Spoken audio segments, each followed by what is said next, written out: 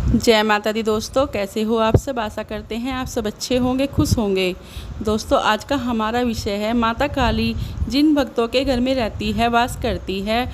माँ काली उनको ये दो संकेत ज़रूर दिखाती है, पर वो भक्तों को पता नहीं चलता। पर आज मैं जो इस वीडियो में बताऊंगी तो आपको ये दो संकेत क्या है उनके बारे में पता चल जाएगा। देखिए, कुछ भक्त ऐसे हैं जो माता काली की सालों से पूजा कर रहे हैं। उनकी जो है पूजा पाठ बहुत नियम से करते हैं, मंत्र जाप भी करते हैं, भोग प्रसाद भी चढ़ाते हैं। फिर माता काली उनकी कोई मनोकामना पूरी नहीं करती, उनका कोई कार्य नहीं करती। क्यों नहीं करती? इसका कोई कारण तो होगा। माँ उनको कभी दर्शन भी नहीं देती, कोई संकेत उनको नहीं देती, उन पे कोई विपत्ता आती है तो माँ उनकी कोई भी मदद नहीं करती, उनके कोई भी कार्य नहीं बनता, उनके घर में और दिक्कतें बढ़ जाती है। किस लिए? कहीं ना कहीं आप अपनी पूजा में गलती कर रहे हैं, जिस गलती के कारण माँ आपकी कोई प्रार्थना स्वीकार नहीं कर रही, आपके कोई भी बिगड़े काम नहीं बनते, ना ही आपकी कोई मनोकामना पूरी होती है।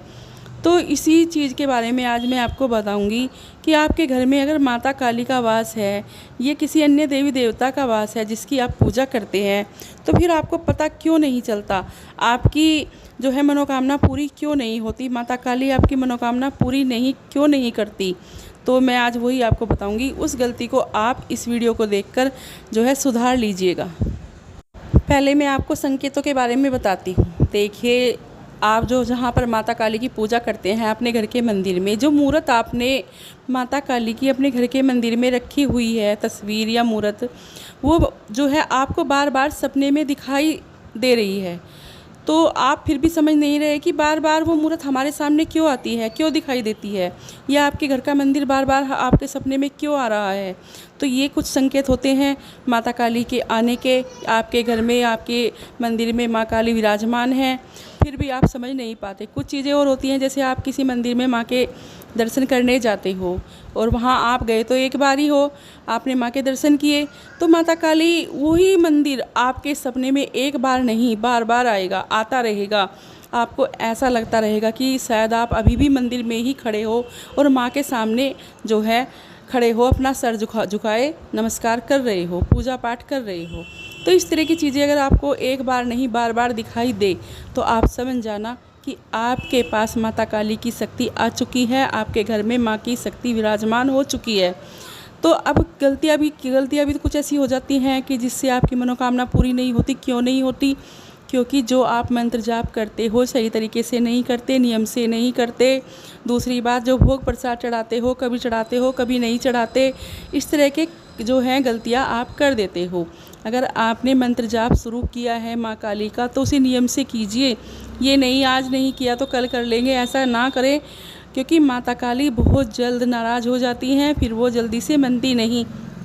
तो इसलिए जो भी आप मंत्र जाप कर रहे हो वो जो है पूरे नियम से विधि से कीजिए। नहा धोकर, साफ सुध होकर, सुबह के टाइम आपको मंत्र जाप करना चाहिए, क्योंकि आदमी सुबह नहा धोकर पूजा पाठ करता है। पहले अपनी पूजा पाठ संपन्न कीजिए, फिर एक सरसों के तेल का दिया जलाकर बैठिए। सरसों के तेल में थोड़े से काले तिल डालिए और माँ की प्रतिमा के सामने बैठ जाइए।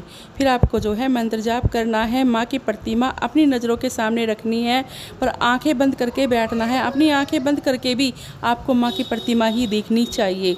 इस तरह से आपको नियम से मंत्र जाप करना चाहिए।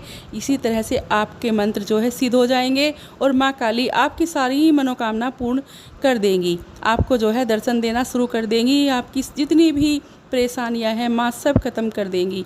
तो इस तरह के संकेत आपको मिलते हैं, पर आप समझ नहीं पाते और गलती करते रहते हैं। देखिए, आपने बोला कि माँ मैं आपको भोग प्रसाद चढ़ाऊँगा, तो आप क्या करते हो? आपने एक शनिवार तो माँ को भोग प्रसाद चढ़ा दिया, एक शनिवार नहीं चढ़ाया, आप भूल गए या आलकस कर गए या किसी कारण से नहीं चढ़ाया, पर माँ उस चीज़ को नहीं मानेगी। माँ अपना भोग प्रसाद ऐसे ही लेगी जैसे आपने बोला है। या तो फिर आप माँ की पूजा सिंपल कीजिए, उनको कोई भोग प्रसाद ना चढ़ाइए, बस उनकी पूजा पाठ कीजिए, सरसों के तेल का दिया जलाइए।